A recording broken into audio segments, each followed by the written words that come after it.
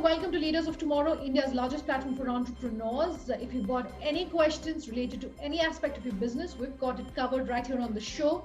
I'm Sunanda Jayaseelan. Tonight, we are bringing you part one of our masterclass on wealth management, what you should do, what you shouldn't do, what you should be looking at when it comes to investments, when it comes to savings, all of that and much more being tackled by our expert panel. Let me quickly introduce them. Nilesh Shah, Managing Director, Kotak Mutual Fund. Nitin Jain, MD CEO, Edelweiss Wealth Management. Yashish Daya, Co-founder, Group CEO, Policy Bazaar. Nikhil Kamath, Co-founder, Zerodha.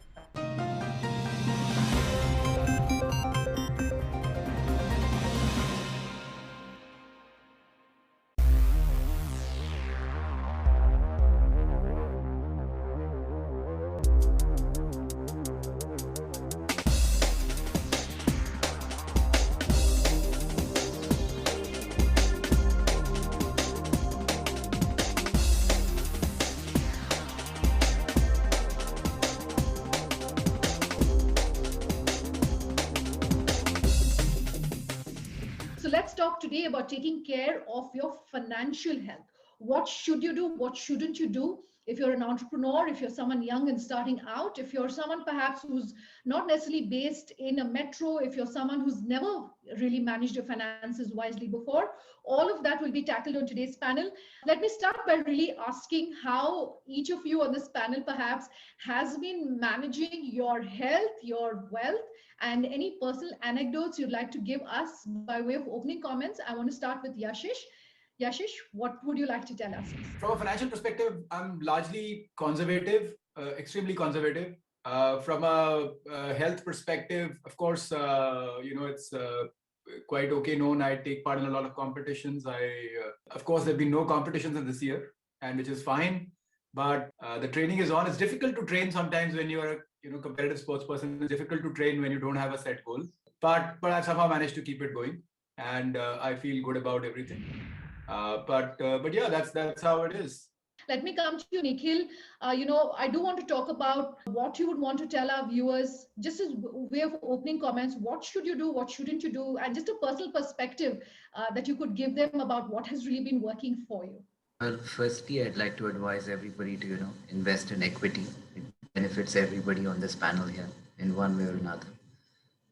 In terms of what you should do, I think, well, the same rules apply that have applied, through the years. Diversify, keep stop losses, don't have too much exposure to one asset class, especially when the markets are as expensive as they are today.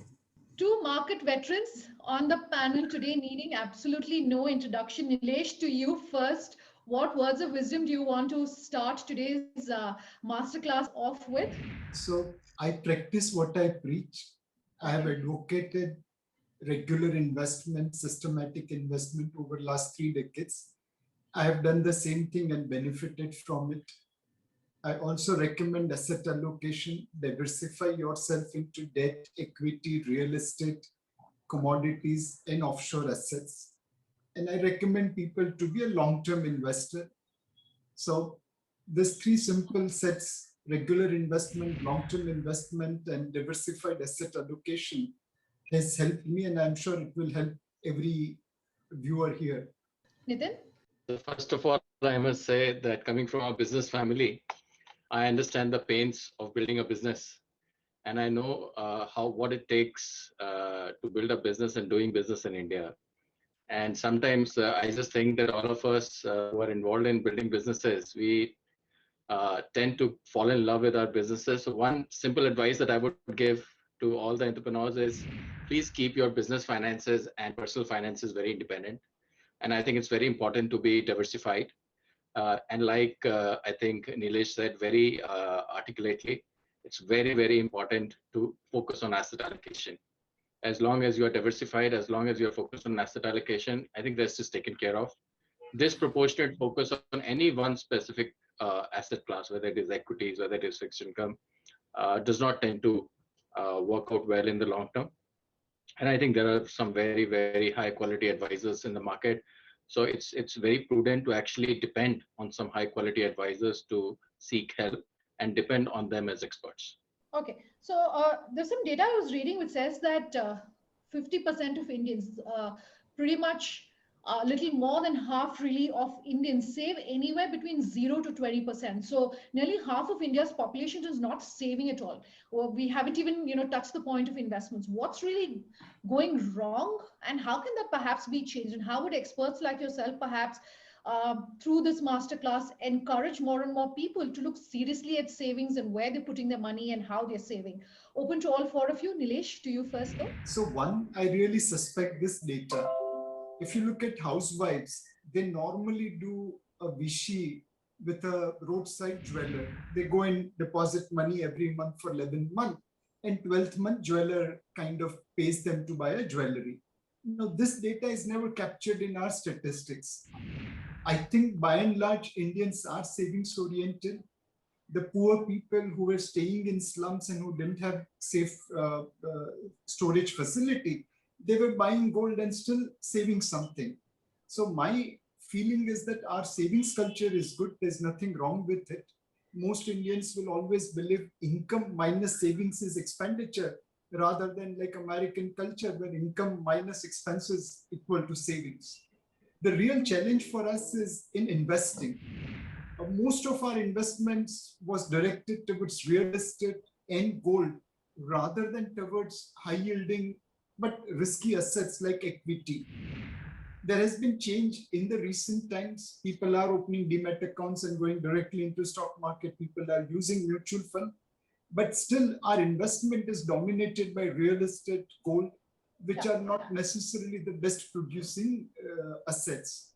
So our savings is fine. We need to focus on our investment so that we can generate better return. Nikhil, let me come to you. The problem with saving in India, historically, a lot of the money has gone into real estate. If you look at a middle class family in the country today, a significant portion of that wealth is in that home they live in and they own and maybe have a long term loan on. I think the problem with that much allocation to real estate is it's very illiquid.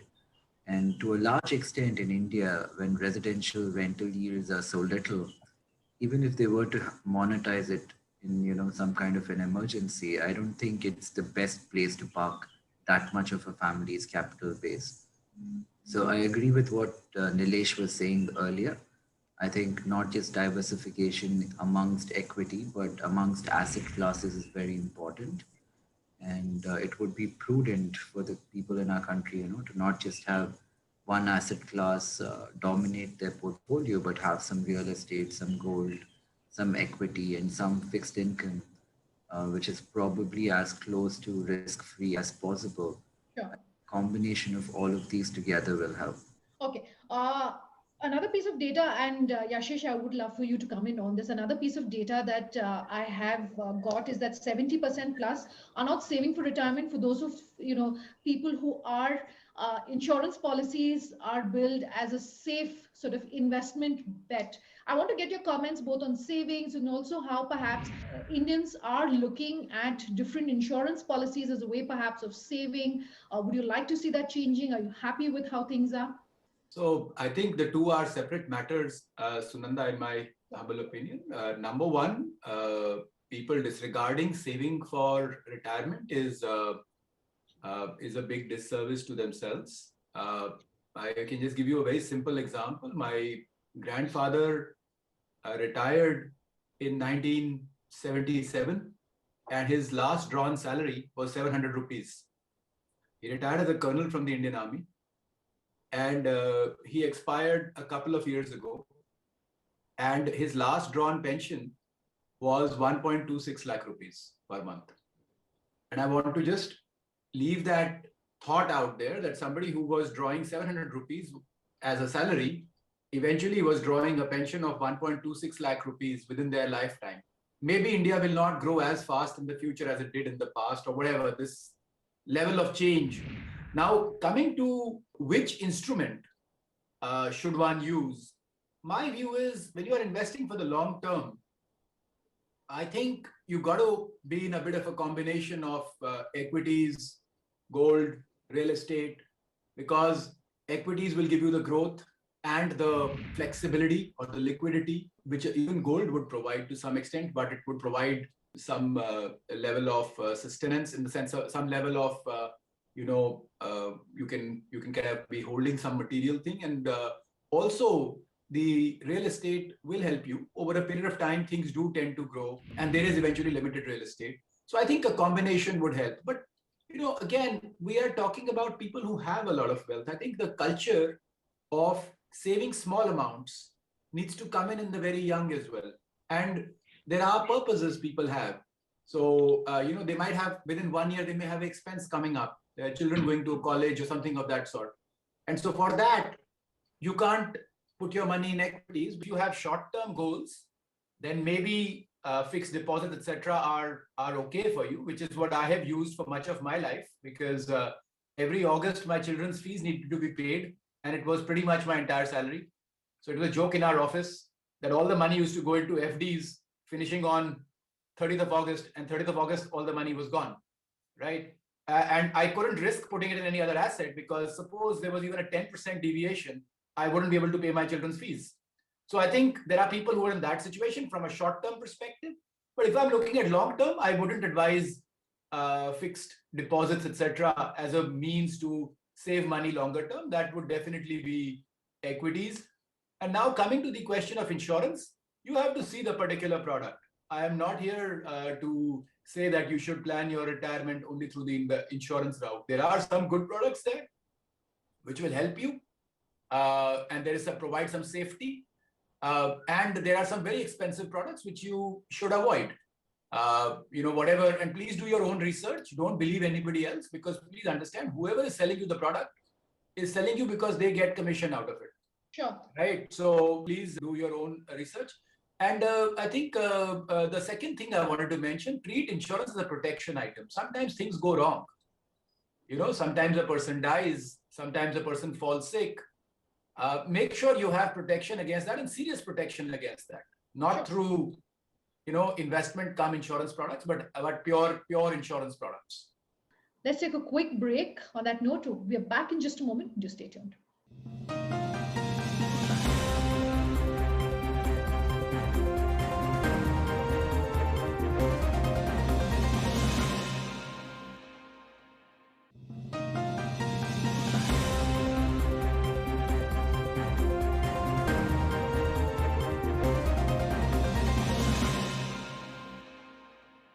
Welcome back. With us here on Leaders of Tomorrow. And tonight, we're bringing you a masterclass on taking care of your wealth's health.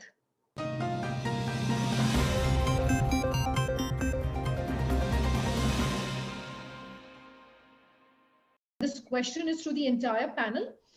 If you have 5 lakhs as far as liquid funds are concerned, what's the best investment option given the current market situation? Open to the 4 of you.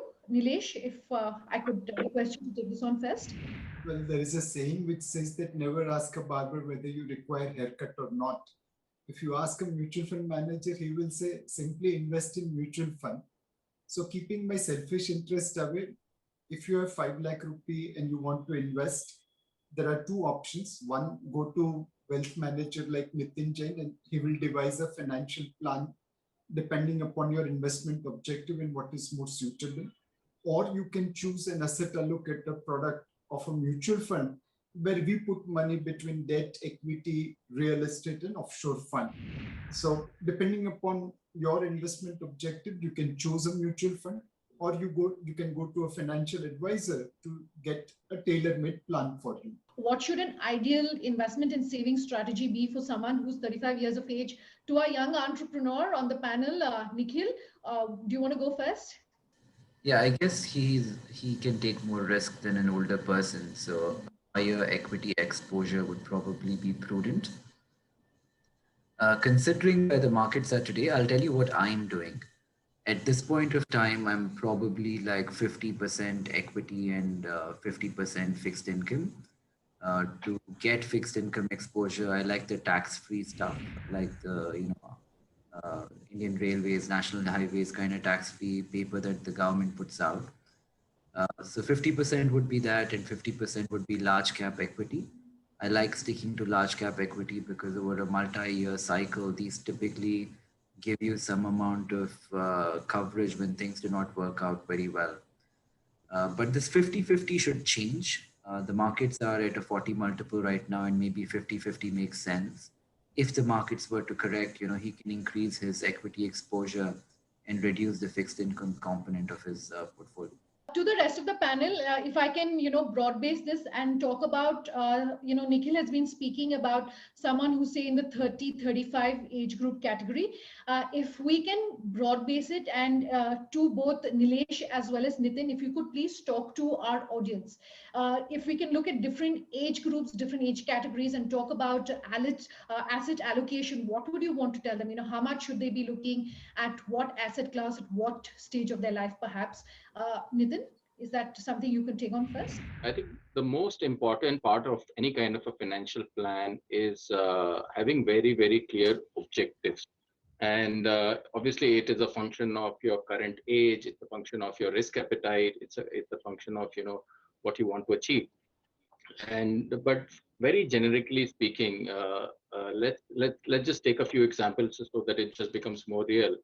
Let's say you are a 35-year-old and you are thinking about let's say retirement at an age of 60, and I'm just not in that camp of retiring early, etc. And now you want to do a financial planning. So this is one big goal, right? At a 60. So you want to do some kind of planning for, this is one big goal that you have, for which you need to have some kind of an asset allocation. What you need to do is you need to plan backward. You need to think, okay, 25 years down the line, I need this kind of a corpus, given this kind of inflation. So if I have to reach this kind of money, how much do I need to save and invest over this period of time? And what kind of compounding would you need? So you would realize very quickly that compounding is a very strange animal. If you give itself time, it can actually make a very, very big difference. So a simple demonstration of that is that if you were to, let's say, go into something like equities, starting today, the multiple, let's say, and you save 10 rupees, the compounding might take you to, let's say, 100. Whereas if you were to stay in fixed income, it might take you to only 3 rupees.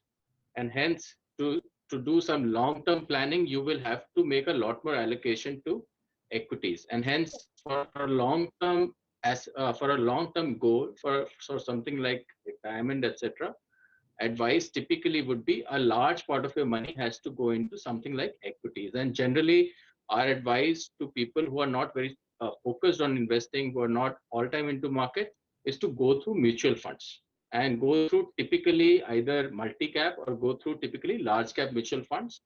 And a thumb rule that people generally use is 100 minus age of the person. Sure. So let's say your age is 35, a general thumb rule will become 100 minus 35, that is 65. So 65% of your capital can go into equity. So this is one simple thumb rule that one can use, and 35% goes into debt. But when you're planning for, let's say, short term, as I said in the beginning, always be very, very cautious of equity. Anything less than 3 years, our advice always is focus on fixed income. And in fixed income also, there are a lot of very interesting products that are available in the market. Something that Nikhil talked about, tax-free instruments, which give you 4.5-5% tax-free return. But then there are also instruments like Bharat Bond, which are available in the market, which post-tax give you something like 6.5, if you have slightly longer horizon available to you. These are basically AAA PSU debt instruments, but you have to hold them for 4 or 5 years to deliver around 5.5-6% post-tax return, 200-300 basis point higher than what you will make post-tax on the fixed deposits in the market. But use these instruments smartly to create, over a period of time, all of these a big delta to your portfolio. And a lot of people, out of laziness, just go into fixed deposits, etc. And that is one thing that we would advise against. Nilesh? So let me just give some generic advice on retirement. Okay. When for my parents' generation, I was their retirement solution. And at least I believe I am a good kid. I'm taking good care of my mother, but she may have a different opinion. It's extremely important to have financial independence so that you don't depend upon your kids for your retirement solution. Number two, retirement is all about financial independence. Once you have financial independence, you can probably keep on working for long. The third thing about retirement is that, many people become risk averse as they approach towards retirement. But courtesy medical science, most of us are going to probably live far more post-retirement than our working life. That means you'll have to work very, very hard on your retirement corpus, or you'll have to start working in the life. And let me share one example of two PSU bankers whom I knew. If you remember, in the mid-90s, PSU banks offered voluntary retirement schemes. And both this gentleman retired at mid-management somewhere in their late 50s. One guy went into bonds which were delivering 16% return in those days. Other gentleman, unfortunately, took my advice and started investing in mutual funds and started practicing asset allocation. Yeah. He had a fairly volatile time. His portfolio moved up and down. But in 2003, when interest rates had come down from 16% to 6 and 7%, the first person had to actually go out and seek a job after taking a voluntary retirement. Yeah. The second person, as long as I remained in touch with him, was reasonable on his retirement corpus, investing across various asset classes and generating good return. So when you're thinking of retirement, please remember it's retirement from work. It's not retirement from managing your money. You have to take care of your money so that it can take care of you. Out of time on part one of how you should be managing your wealth and wealth management solutions from India's biggest known wealth managers. We're going to bring you part two though, diving into some specific stocks, also taking all of the questions which have come to us from you, our audience who joined us for our masterclass. Do stay tuned for that. For tonight, it's a wrap. Thanks for watching. Which sectors do you think in 2021 you would be keeping your eyes on? Where do you think the maximum growth perhaps will come in from? I hate the SPAC model wherein innovative companies in India are raising capital from outside.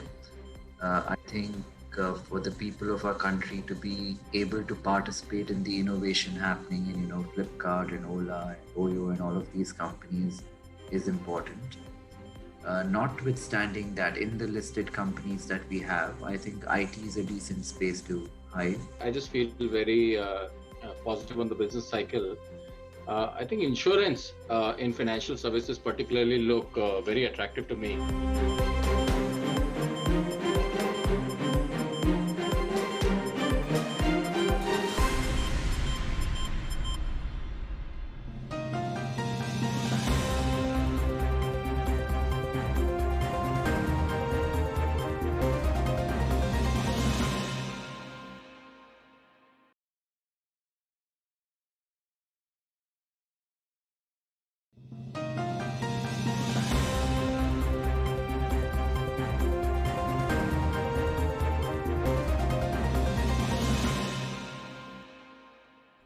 Hello and welcome to Leaders of Tomorrow, India's largest platform for entrepreneurs. If you've got any questions on any aspect of your business, we've got it covered right here on the show. I'm Sunanda Jayaseelan. Tonight, part two of our masterclass discussing managing your wealth's health with some of India's best known and biggest wealth managers.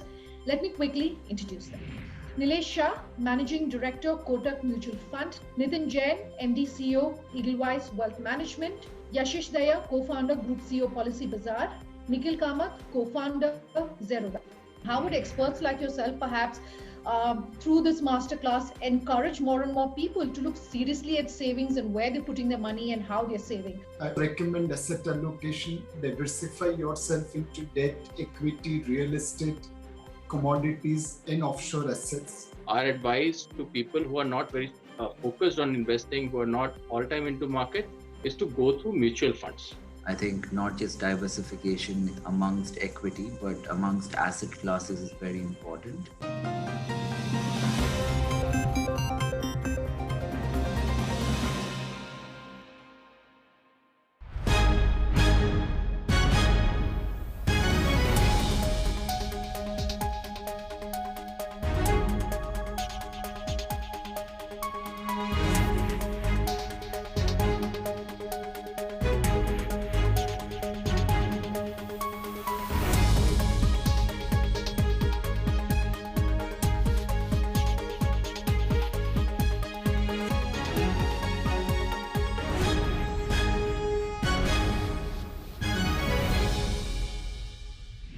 how much of what's happening in the global markets we're expecting the stimulus? There's an announcement from OPEC which is expected mid of next week. So in terms of commodities, etc., there could be some upward movement. What trickle down effect could we perhaps expect on the different sectors here, on the markets here in India? No, I think the biggest driver right now in the markets are the interest rates. I think for a longest period of time, the hypothesis that the market has built in is that low interest rates are here to stay for the first time, and that's why you have seen expansion in terms of multiples on equity markets, right? And every asset class in that sense is looking overpriced given the zero interest rate regime globally. And even in India, I think the interest rates have been quite low for the last 7-8 months. I think what is changing right now is that there is a hypothesis that is getting built that inflation might be coming back. And if that hypothesis gets momentum and there is not enough action to the contrary by the central banks globally and in India, then I think you might see some asset prices correction both globally and domestically. And we have to wait and watch because there is a vested interest, in my view, on count of the governments and the central banks to act in that direction because everybody is stretched in terms of debt. Okay. A question coming in from our audience member, Yukta Juneja. She says she's self-employed. She says she's in the real estate space in Kolkata. She's in her early 20s, wants to diversify her portfolio. Saying, should one have exposure to investments first, or should I directly go ahead and start trading? And just some tips in terms of how I can start, an ideal amount, etc. to start with. This is a question for Nikhil, she says. Nikhil? Yeah, I mean, there is no ideal amount. Somebody can start trading and learning the nuances with as little as 1,000 rupees in their account. This is actually a big problem. The female participation in equity markets is abysmally low. Yeah. We've seen a lot of new people come on board and like open accounts during the pandemic year. But even then, we only see about 16% of the new people coming in are women. Even if you look at the number of women in the workforce, strangely, the number is declining across the world, but in India, it has declined to under 20%. So definitely come into the market. I mean, especially as women, we definitely need more participation from that section of society. Okay, another question coming to us from Satya Jaipal, who says he's with RBS. He's a program manager with the Royal Bank of Scotland. He's mentioned a specific mutual fund. I don't want to go into specific names. He's saying, do you foresee a scenario where there could be a shutting down of debt programs occurring again? How does one regain trust in the MF market when fund schemes or houses can shut down schemes? Would any of you like to take on this question? So I'm happy to take this. Please. Now, if you see the history of Indian mutual funds, in 2008 crisis, also there was one foreign fund which had to shut down redemptions in liquid fund. The rest of us continued honoring our obligations. After 12 years in 2020, again, one fund house had to take a call that was also related to just 6 schemes. Their own other equity and debt schemes continued to perform business as usual. 43 other mutual funds continued to perform business as usual. When a cooperative bank shut down, you don't question entire cooperative banking system. When a PSU bank incurs huge losses, you don't doubt entire PSU banking system. So in mutual fund also, you'll have to look at individual schemes portfolio, fund houses, investment process, investment hypothesis, and then take a call. One isolated incident should not color your judgment. Okay. I would like to add this another little bit, and I think it's very interesting that in India, the way people judge the debt schemes of mutual funds and the way people judge the equity schemes of mutual funds, they have very different benchmarks. For example, you lose 35, 40, 50% in a mutual fund in equities. People have now got very comfortable with that idea because people think that it's markets and we have lost that money. Whereas if people lose 2, 3, 4% in a debt scheme, it just looks like as if somebody has cheated them in terms of the promise that they have made. And I think there is a certain level of maturity that is required in the market, that even debt funds fundamentally are exposed to market risks. And I think that maturity is coming in the market. And I think it will be a disservice to the mutual fund industry if if investors don't start to, or if advisors actually don't educate the investors better on the debt funds. Because I think over a period of time, my belief is that debt funds have to be a larger part of the client's portfolio than the equities fund. I think one, we need to improve the quality of the funds. We need to bring in more innovation there. We need to bring down the cost structures. I still think the cost structures are very high. But I think as advisors, I think we need to make people more aware of what they bring to the table. And I would reiterate what Nilesh said. I think there are one or two funds which have not done as well or have created these kind of gates, etc. But overall, I think the industry is improving dramatically and have created very good results for the clients overall. Okay, Yashish, if you could, come in at this point and really talk to our viewers about your advice in terms of what they should do when they're doing their own, research on insurance policies. What should they keep in mind? What should they look at? How much of their portfolio perhaps should they be looking at? Whether it's for themselves, whether it's for their, older parents, whether it's for children. What should really be an ideal strategy? Yeah, I think when you are looking at investment, yeah, you are looking at largely mutual funds, savings.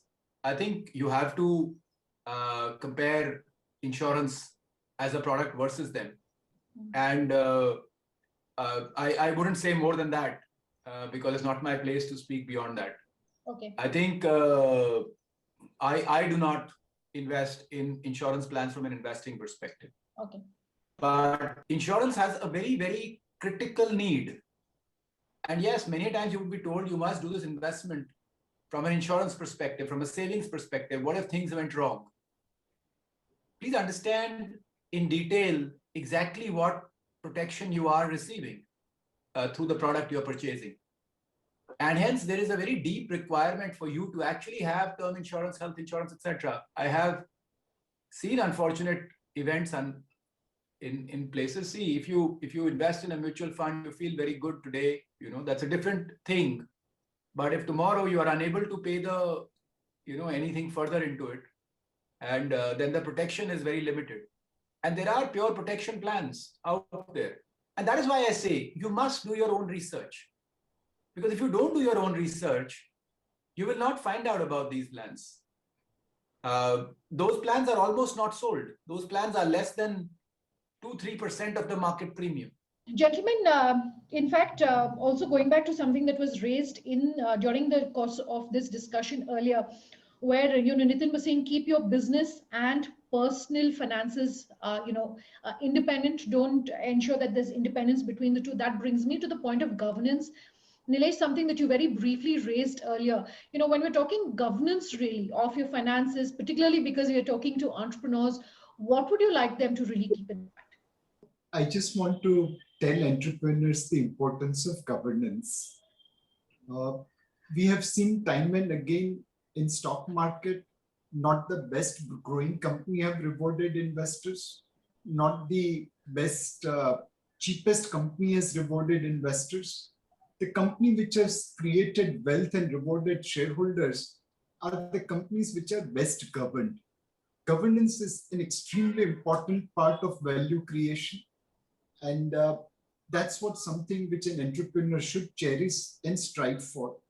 There will be a lot of temptations of taking a shortcut, but when you follow the governance, that really creates an enduring impression.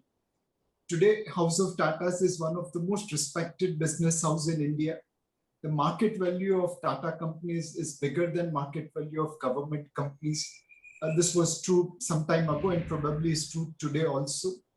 Growth and governance together will create long-term value for investors. Let's take a quick break. On that note, we're back in just a moment. Just stay tuned.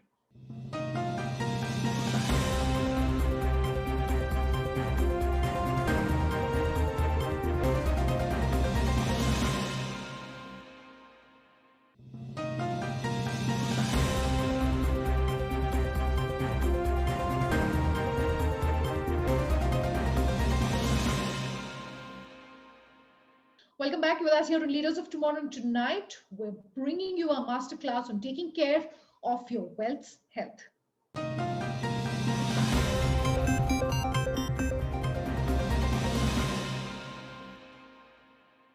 Okay, I'd love for the four of you to comment on which sectors do you think in 2021 you would be keeping your eyes on? Where do you think the maximum growth perhaps will come in from? To all four of you. Nikhil, maybe to you first. Well, I hate the SPAC model wherein innovative companies in India are raising capital from outside.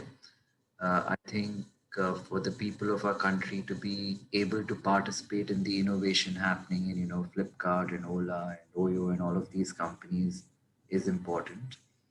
Notwithstanding that, in the listed companies that we have, I think IT is a decent space to hide. I think markets are fairly overvalued, in my personal opinion, today. And IT generally seems to be a good defensive sector to hide when things, start to get volatile.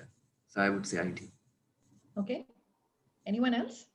Maybe I can go next. I think I agree with Nikhil. I think the markets look a little stretched, though I'm still slightly more bullish, given the fact that I just feel very positive on the business cycle. I think insurance in financial services particularly look very attractive to me. And I'm very bullish on a particular company which is not in the listed space. And somebody like Yashish is sitting right there. If I could buy that company, I would love to buy that company. But other than that, I think a lot of listed companies in that space, insurance, I think is a multi-decade story, frankly, and I think it's going to be one of the stories for the next decade. Okay, Nilesh. I will go with home improvement sector. There is need for additional room in this work from home environment. So all of us are running one room short in our house. So there is primary buying. More importantly, due to work from home, the home improvement has been deferred. We haven't opened our house for painter or carpenter or electrician or plumber because of COVID-19. But as vaccination spreads, we'll be opening our home for such visitors. Put together primary and secondary demand, I think entire home improvement sector will see rapid volume growth. They have shown some glimpses in the December quarterly results. My feeling is that throughout calendar year 2021, they will continue to produce volumes which will be above estimate and hence profitability which will be above estimate. So home improvement is one sector where investors can look through across tiles, paints, plywoods, cement, electrical cables, consumer durables, entire sector is available. Let me throw in my own question there. Should you be looking at large cap or mid cap? If you're looking at staying invested for the long run, anyone on this panel have a view? What would you like to sort of advise our audience? It depends upon your risk profile. Large caps by and large are relatively less volatile compared to small and mid cap. Today, small, mid and large caps all are trading above their 2018 level. This was true yesterday, may not be true today. But from a valuation point of view, they are all fairly priced. They are in equilibrium. We don't have a very strong call on overweight large cap, mid cap or small cap. We think markets are fairly priced. We think large, mid and small space is also fairly priced. So you have to be equal weight to equity at this point of time, equal weight to large cap, equal weight to small and mid cap. So I'm going to take one last audience question before I take closing comments. This one is coming to us from Rakshit HR, saying Rakshit is a branch manager at HDFC. Should one consider index funds over active funds? What is the suggestion of today's expert panel? Open to the four of you. I think it's important to kind of like factor in all the fees one is paying. That 1%, 2% that you end up paying to a distributor, if you compound it over 20, 30 years, it turns out to be a significant proportion of the principal you have allocated to begin with. So I think unless you require a lot of help, definitely make sure what the fee you're paying is. Often we have seen clients, this is one of the big hypotheses we have as to why people are switching to, investing directly versus going through a fund. Because in the last 10 years, there have been inordinate amounts of fees which have been charged on wealth products.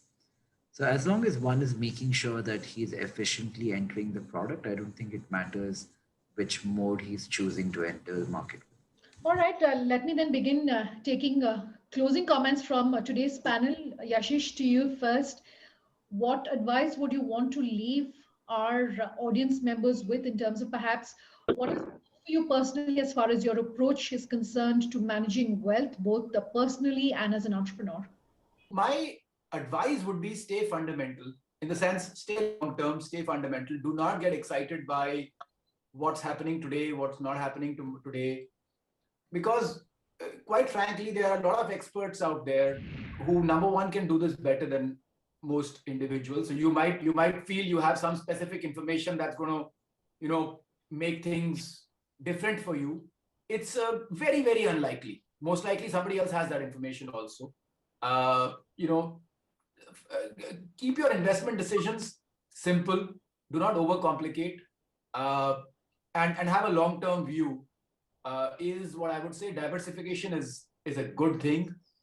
Do not put all your eggs in one basket. In fact, I'd love to at a separate time get advice from these gentlemen, because as an entrepreneur, on one side everybody looks at us to be totally invested in our own companies, because and on the other hand, we all suggest diversification, but that's always a conflict for an entrepreneur at my age, at my stage. But as a first generation entrepreneur who's never seen wealth besides the equity of their own company. So but anyway, I leave it there. Thank you. All right, Nilesh, I want to come to you next for your closing comments. When we started today's panel, you were talking about, women and how they're managing their household budgets and how perhaps they're saving at their end. So my question to you is, in 2021, are you hopeful to see more formalized savings, really? More money coming to the formal markets, more money really coming into, financial assets versus, say, perhaps physical assets like gold, etc.? Undoubtedly, that is the dream for a mutual fund manager. But forget just about small segment of mutual fund, but think about India as a country. In last 21 years, we have imported $373 billion worth of gold on a net basis. If we add gold smuggling and gold being brought by travelers who are returning from Middle East, just wearing it, the number is probably about $500 billion. We are a patient who wants to recover his health and become healthy, but insist on giving blood donation. We go to the world asking for foreign direct investment and foreign portfolio investment, and then we bring money home, we remit it for import of gold. This $500 billion leakage of our savings is probably one of the reasons why our growth rate has remained constrained, why our growth rate has remained muted. And the answer to that is increasing financial savings. As long as Indian savings continue to remain in India, it will create growth and it will retain companies' ownership in India. Today, the biggest regret as a mutual fund manager or as an Indian is that when a company like HDFC or ICICI declares results, there is bigger celebration in Tokyo and London and Singapore and Hong Kong than in Bhavnagar and Jamnagar and Bangalore and Delhi. We don't own enough equity of our blue chip companies, and which is where we need to ensure that Indian savings gets channelized towards Indian financial assets. Okay. Nitin, Nikhil, I want to give both of you the last word. What are some of the common mistakes perhaps you see people making when it comes to investing in the market? Some of those things we've discussed already in terms of, staying invested for the long run, etc. But one thing that has worked for you, and therefore, based on that, if you could leave our audience with your advice. I want to come to you first, Nitin. Yeah, so maybe I can talk about my mistakes first. And I think my biggest learning has been, though, when I started my career, the most obvious mistake that I made was lack of diversification. I genuinely believed that I'm a very good stock picker. And I remember in 2003, 2004, 80% of my portfolio was one company. And I think we did extremely well I did extremely well for the next 2, 3, 4 years. and the stock corrected by 80%. All your best hypothesis, even if you know everything about the company, how wrong you can be. And so this was a big lesson learned in terms of asset allocation, diversification, and something that I think that lesson has just stayed with me. And I think it has helped me over of time. You owe it to yourself to actually save money, especially the entrepreneurs, from your businesses, to keep some money outside of your business. And I know that most of your wealth will be created in your businesses, but it's very important to keep some of that money out and build a nest outside so that, on a rainy day, there is something that can protect you and your family from something untoward which you're not budgeting for otherwise. Okay, Nikhil. Since we watch a lot of investors come into the market and the session to a certain extent is focused on them, I'd like to say one thing to definitely avoid is excessive leverage and margin. That ruins a lot of portfolios. Often we see people come in with a lakh or two in their account and they lever as much as they can in order to make returns very quickly. I think it's prudent to kind of have a reasonable expectation of what you want to get from the market. If you're trying to earn 10-15% a year from the market, is a significant return to begin with. But people who come in trying to double their money very quickly often end up losing out very quickly. So to avoid leverage, I think is very important. All right, gentlemen, such a pleasure having all of you here on the panel today. Thank you so much for taking your time. Completely out of time on part two of managing your wealth health. If you want to know all the sectors that we are going to be covering here on the masterclass, do remember to head on over to our website. We've got it all covered there. For now, it's good night and thank you for watching.